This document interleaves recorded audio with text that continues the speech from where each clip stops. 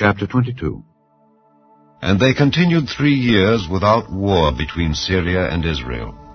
And it came to pass in the 3rd year that Jehoshaphat the king of Judah came down to the king of Israel. And the king of Israel said unto his servants, Know ye that Ramoth in Gilead is ours, and we be still, and take it not out of the hand of the king of Syria? And he said unto Jehoshaphat, Wilt thou go with me to battle to Ramoth Gilead? And Jehoshaphat said to the king of Israel, I am as thou art, my people as thy people, my horses as thy horses. And Jehoshaphat said unto the king of Israel, Inquire, I pray thee, at the word of the Lord today. Then the king of Israel gathered the prophets together, about 400 men, and said unto them, Shall I go against Ramoth Gilead to battle, or shall I forbear? And they said, Go up, for the Lord shall deliver it into the hand of the king. And Jehoshaphat said, Is there not here a prophet of the Lord besides, that we might inquire of him? And the king of Israel said unto Jehoshaphat, There is yet one man, Micaiah the son of Imlah, by whom we may inquire of the Lord. But I hate him, for he doth not prophesy good concerning me, but evil. And Jehoshaphat said, Let not the king say so.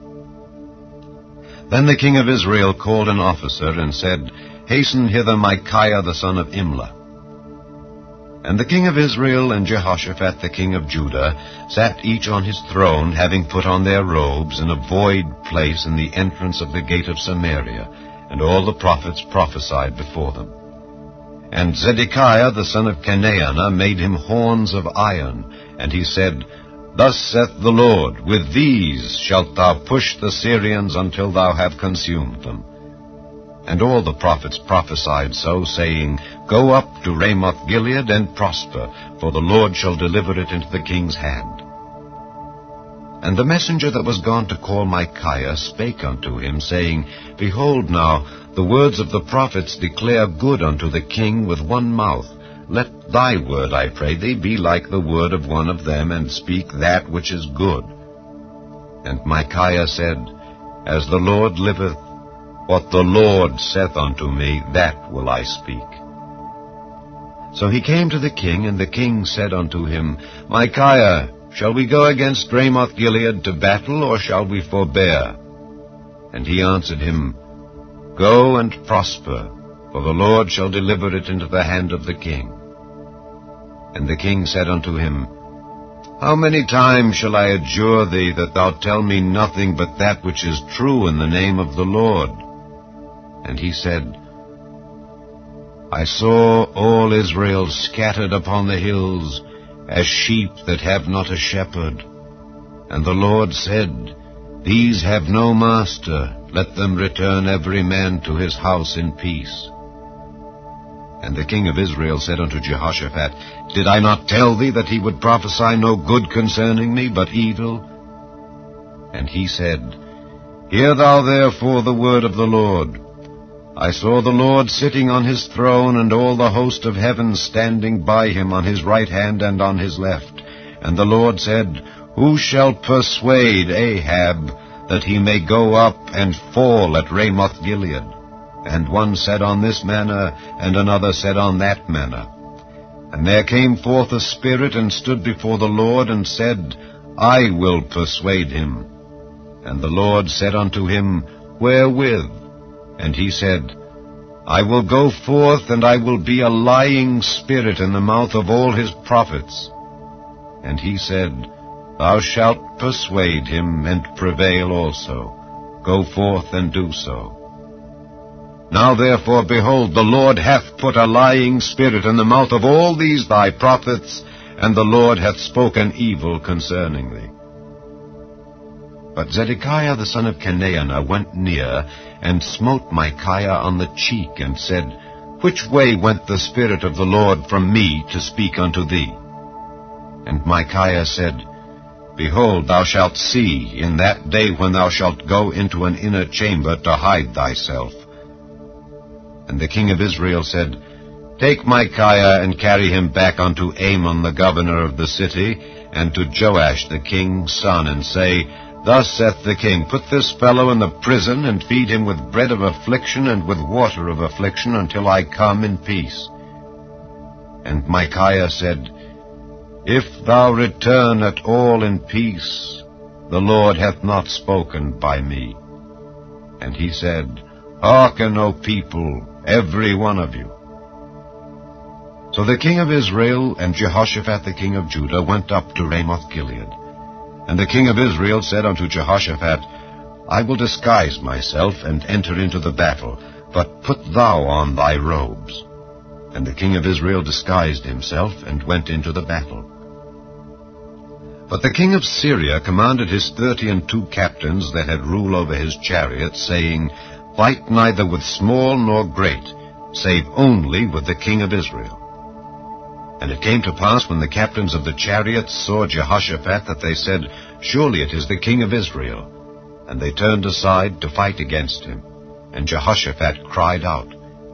And it came to pass, when the captains of the chariots perceived that it was not the king of Israel, that they turned back from pursuing him. And a certain man drew a bow at a venture, and smote the king of Israel between the joints of the harness. Wherefore he said unto the driver of his chariot, Turn thine hand, and carry me out of the host, for I am wounded. And the battle increased that day, and the king was stayed up in his chariot against the Syrians, and died at even, and the blood ran out of the wound into the midst of the chariot.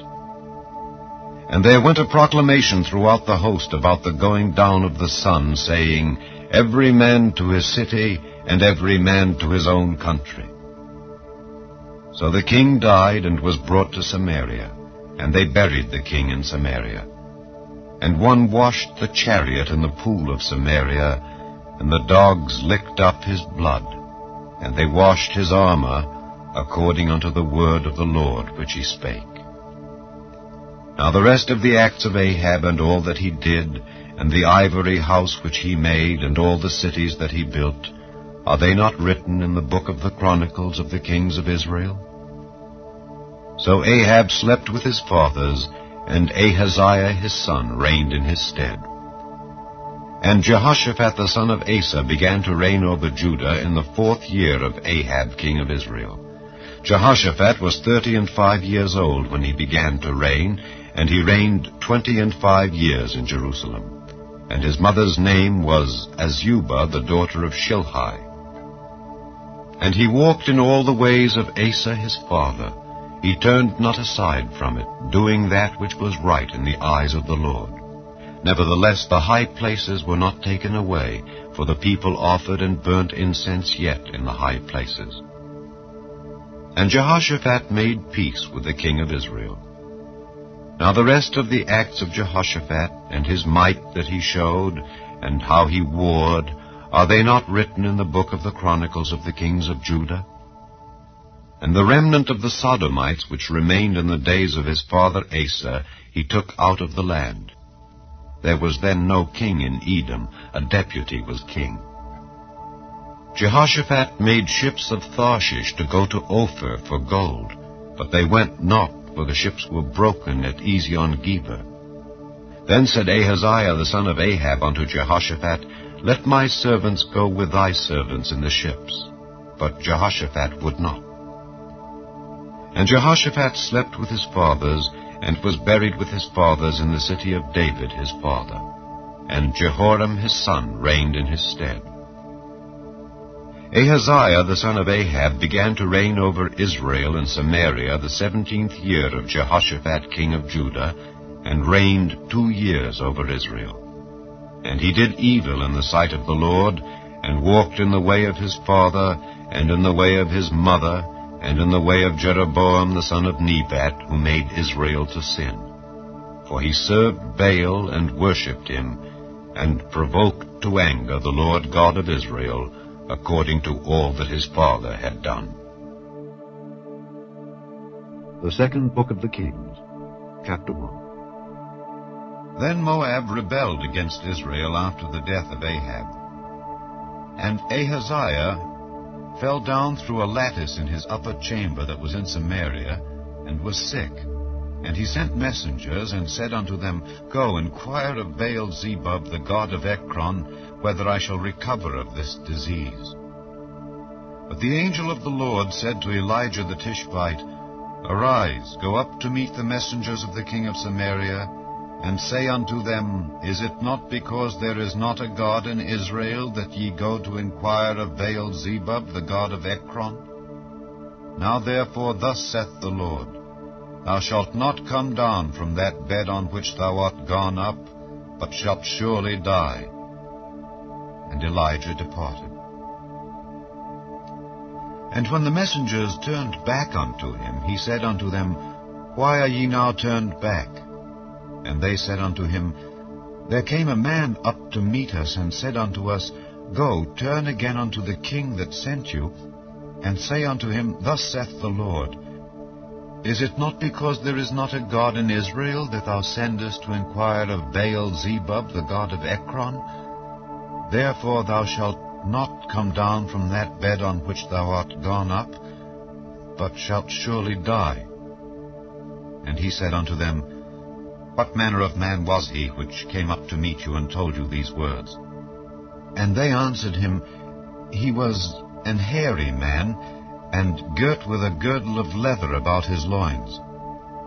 And he said, It is Elijah the Tishbite. Then the king sent unto him a captain of 50 with his 50. And he went up to him, and behold, he sat on the top of an hill. And he spake unto him, Thou man of God, the king hath said, Come down. And Elijah answered and said to the captain of 50, If I be a man of God, then let fire come down from heaven and consume thee and thy 50. And there came down fire from heaven, and consumed him and his 50. Again also he sent unto him another captain of 50 with his 50. And he answered and said unto him, O man of God, thus hath the king said, Come down quickly. And Elijah answered and said unto them, If I be a man of God, let fire come down from heaven and consume thee and thy 50. And the fire of God came down from heaven and consumed him and his 50. And he sent again a captain of the third 50 with his 50. And the third captain of 50 went up and came and fell on his knees before Elijah and besought him and said unto him, O man of God, I pray thee, let my life and the life of these 50 thy servants be precious in thy sight. Behold, there came fire down from heaven and burnt up the two captains of the former 50s with their 50s. Therefore let my life now be precious in thy sight. And the angel of the Lord said unto Elijah, Go down with him, be not afraid of him. And he arose and went down with him unto the king.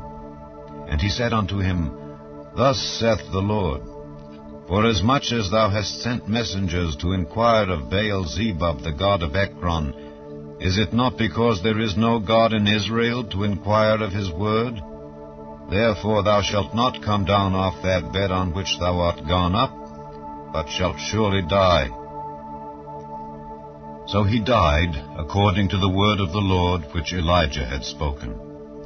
And Jehoram reigned in his stead, in the 2nd year of Jehoram the son of Jehoshaphat, king of Judah, because he had no son. Now the rest of the acts of Ahaziah which he did, are they not written in the book of the Chronicles of the kings of Israel? अध्याय 22। और 3 वर्ष तक अरामी और इस्राएली बिना युद्ध रहे। तीसरे वर्ष में यहूदा का राजा यहोशापात इस्राएल के राजा के पास गया। तब इस्राएल के राजा ने अपने कर्मचारियों से कहा, क्या तुमको मालूम है कि गिलाद का रामोत हमारा है? फिर हम क्यों चुपचाप रहते और उसे अराम के राजा के हाथ से क्यों नहीं छीन लेते हैं? और उसने यहोशापात से पूछा, क्या तू मेरे संग गिलाद के रामोत से लड़ने के लिए जाएगा? यहोशापात ने इस्राएल के राजा को उत्तर दिया, जैसा तू है वैसा मैं भी हूँ। जैसी तेरी प्रजा है वैसी ही मेरी प्रजा भी है, और जैसे तेरे घोड़े हैं वैसे ही मेरे भी घोड़े हैं। फिर यहोशापात ने इस्राएल के राजा से कहा कि आज यहोवा की इच्छा मालूम कर ले। तब इस्राएल के राजा ने नबियों को, जो कोई 400 पुरुष थे, इकट्ठा करके उनसे पूछा, क्या मैं गिलाद के रामोत से युद्ध करने के लिए चढ़ाई करूं और रुका रहूं? उन्होंने उत्तर दिया, चढ़ाई कर, क्योंकि प्रभु उसको राजा के हाथ में कर देगा।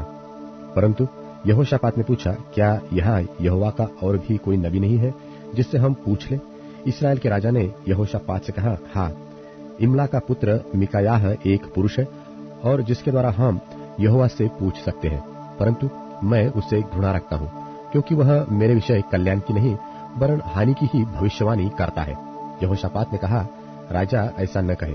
तब इस्राएल के राजा ने एक हाकिम को बुलवाकर कहा, इमला का पुत्र मिकायाह को फुर्ती से ले आ।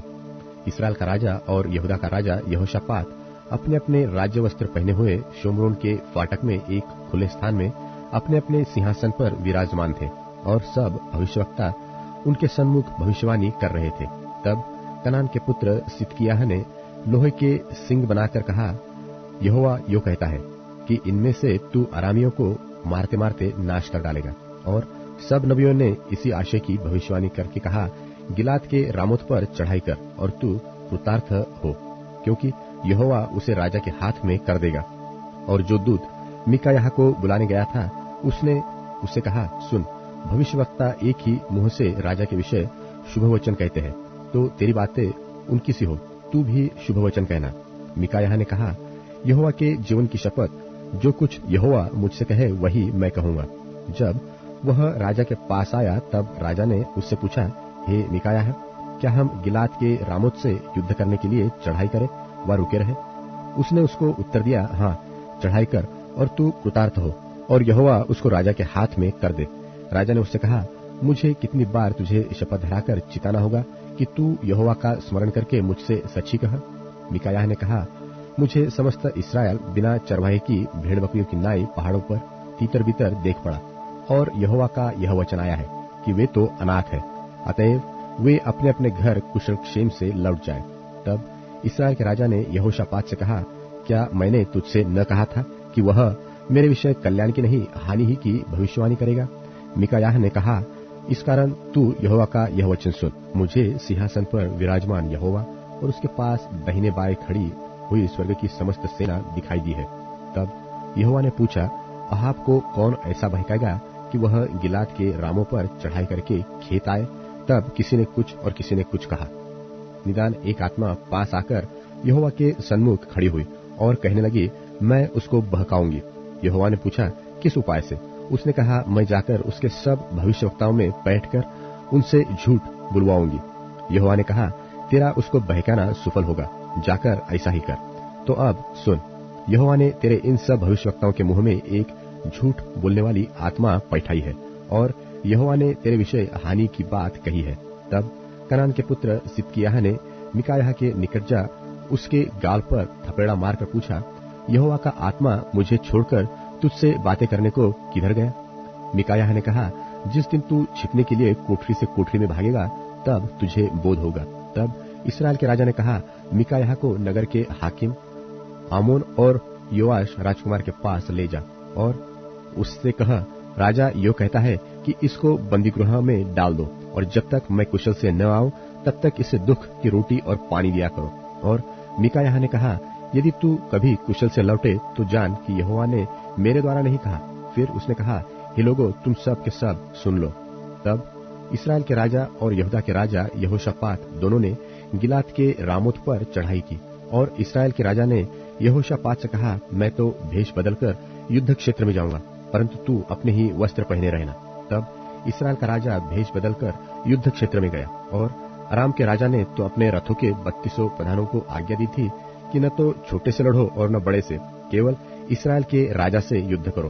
तो जब रथों के प्रधानों ने यहोशापात को देखा तब कहा, निश्चय इस्राएल का राजा वही है, और वे उसी से युद्ध करने को मुड़े। तब यहोशापात चिल्ला उठा, यह देखकर कि वह इस्राएल का राजा नहीं है। रथों के प्रधान उसका पीछा छोड़कर लौट गए। तब किसी ने अटकल से एक तीर चलाया और वह इस्राएल के राजा के झिलम और निचले वस्त्र के बीच छेद कर लगा। तब उसने अपने सारथी से कहा, मैं घायल हो गया हूँ, इसलिए बागडोर फेरकर मुझे सेना में से बाहर निकाल ले चल। और उस दिन युद्ध बढ़ता गया और राजा अपने रथ में औरों के सहारे अरामियों के सन्मुख खड़ा रहा और सांझ को मर गया और उसके घाव का लोहू बहकर रथ के पौदान में भर गया।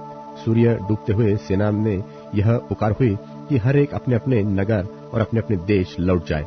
जब राजा मर गया तब शोम्रोन को पहुंचाया गया और शोम्रोन में उसे मिट्टी दी गई। और यहोवा के वचन के अनुसार जब उसका रथ शोम्रोन के पोखरे में धोया गया तब कुत्तों ने उसका लोहू चाट लिया और वेश्याएं यही स्नान करती थी। अहाब के और सब काम जो उसने किए और हाथी दांत का जो भवन उसने बनाया और जो नगर उसने बसाए थे, यह सब क्या इस्राएली राजाओं के इतिहास की पुस्तक में नहीं लिखे हैं? निदान अहाब अपने पुरखाओं के संग सो गया और उसका पुत्र अहज्याह उसके स्थान पर राज्य करने लगा। यहोशापात का राज्य। इस्राएल के राजा अहाब के चौथे वर्ष में आसा का पुत्र यहोशापात यहूदा पर राज्य करने लगा। जब यहोशापात राज्य करने लगा तब वह 35 वर्ष का था और 25 वर्ष तक यरूशलेम में राज्य करता रहा। और उसकी माता का नाम अजूबा था, जो शिल्ही की बेटी थी, और उसकी चाल सब प्रकार से उसके पिता आसा की थी, अर्थात जो यहोवा की दृष्टि में ठीक है वही वह करता रहा, और उससे कुछ न मुड़ा। तो भी ऊंचे स्थान ढाए न गए। प्रजा के लोग ऊंचे स्थानों पर उस समय भी बलि किया करते थे और धूप भी जलाया करते थे। यहोशापात ने इस्राएल के राजा से मेल किया और यहोशापात के काम और जो वीरता उसने दिखाई और उसने जो लड़ाइयां की, यह सब क्या यहूदा के राजाओं के इतिहास की पुस्तक में नहीं लिखा है? पुरुषगामियों में से जो उसके पिता आसा के दिनों में रह गए थे, उनको उसने देश में से नाश किया। उस समय एदोम में कोई राजा न था, एक नायब राजकाज का काम करता था। फिर यहोशापात ने तर्शीश के जहाज सोना लाने के लिए ओपीर जाने को बनवा लिए, परंतु एशोन गेबेर में टूट गए, इसलिए वहां न जा सके। तब अहाब के पुत्र अहज्याह ने यहोशापात से कहा, मेरे जहाजियों को अपने जहाजियों के संग जहाजों में जाने दे। परंतु यहोशापात ने इनकार किया। निदान यहोशापात अपने पुरखाओं के संग सो गया और उसको उसके पुरखाओं के साथ उसके मूल पुरुष दाऊद के नगर में मिट्टी दी गई और उसका पुत्र यहोराम उसके स्थान पर राज्य करने लगा। अहज्याह का राज्य। यहूदा के राजा यहोशापात के 17वें वर्ष में अहाब का पुत्र अहज्याह शोम्रोन में इस्राएल पर राज्य करने लगा और 2 वर्ष तक इस्राएल पर राज्य करता रहा। और उसने वह किया जो यहोवा की दृष्टि में बुरा था, और उसकी चाल उसके माता पिता और नबात के पुत्र यारोबाम की सी थी, जिसने इस्राएल से पाप करवाया था। जैसे उसका पिता बाल की उपासना करके और उससे दंडवत करने से इस्राएल के परमेश्वर यहोवा को क्रोधित करता रहा, वैसे ही अहज्याह भी करता रहा।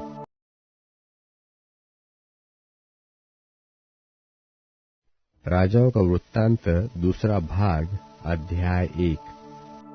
अहाब के मरने के बाद मोवाब इस्राएल के विरुद्ध हो गया और अहज्याह एक झिलमिलीदार खिड़की में से जो शोम्रोन में उसकी अटारी में थी गिर पड़ा और बीमार हो गया। तब उसने दूतों को यह कहकर भेजा कि तुम जाकर एक्रोन के बालजबूब नाम देवता से यह पूछाओ कि क्या मैं इस बीमारी से बचूंगा कि नहीं।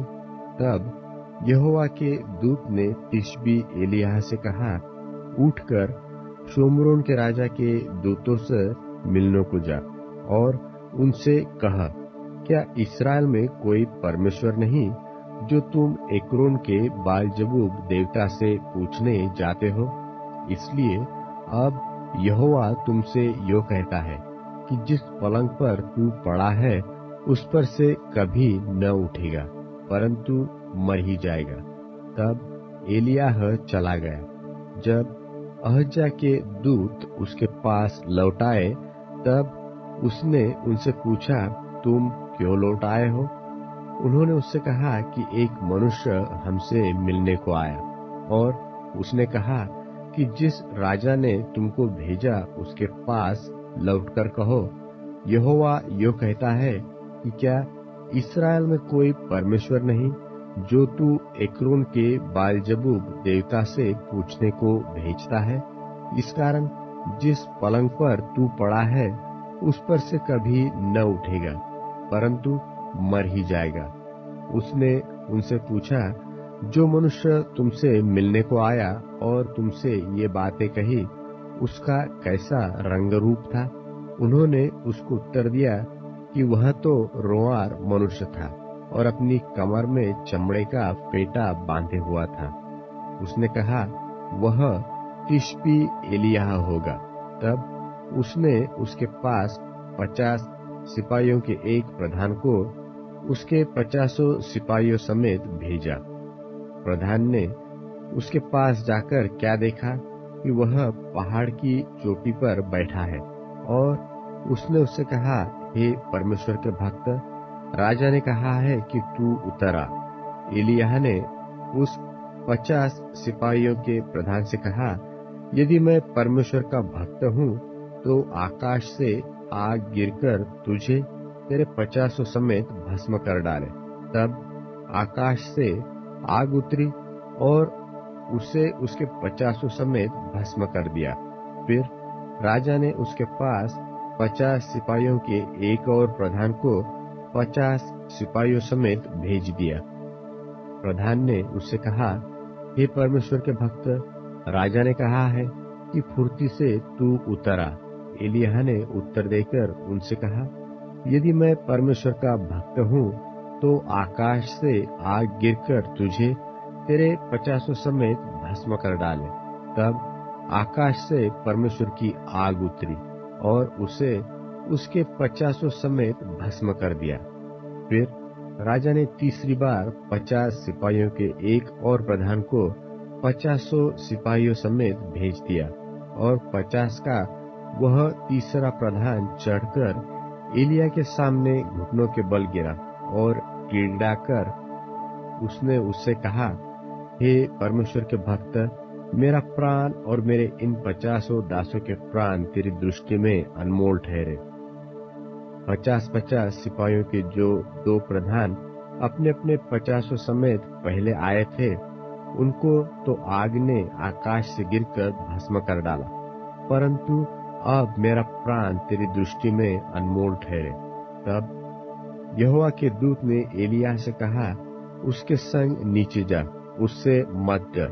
तब एलिय्याह उठकर उसके संग राजा के पास नीचे गया, और उसने कहा, यहोवा यो कहता है कि तूने तो एक्रोन के बाल-जबूब देवता से पूछने को दूत भेजे थे, तो क्या इस्राएल में कोई परमेश्वर नहीं कि जिससे तू पूछ सके?